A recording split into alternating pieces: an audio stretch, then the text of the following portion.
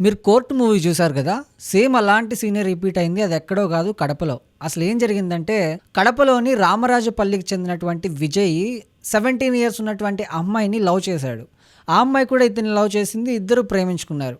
ప్రేమించుకున్న తర్వాత ఇంట్లో పెద్దలకి చెప్పాలనుకున్నారు. వాళ్ళు ఒప్పుకోకపోవడంతో ఈ విజయ్ ఆ అమ్మాయిని తీసుకొని పారిపోయాడు. తర్వాత అమ్మాయి వాళ్ళ తల్లెళ్ళి పోలీస్ స్టేషన్లో పోక్సో కేసు నమోదు చేసింది. పోలీసులు పోక్సో కేసు నమోదు చేసుకొని విజయ్ని ఎక్కడున్నాడో కనిపెట్టి పోలీస్ స్టేషన్కి అయితే తీసుకొచ్చారు.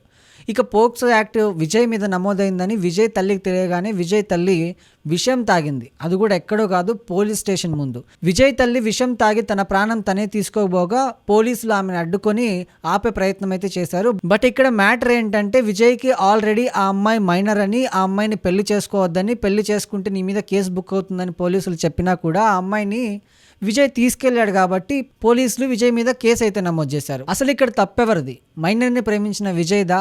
విజయ్ మీద కేసు నమోదైందని ఆత్మహత్య చేసుకోబోయిన తల్లిదా? మీ అభిప్రాయం ఏంటో కమెంట్ రూపంలో తెలియజేయండి.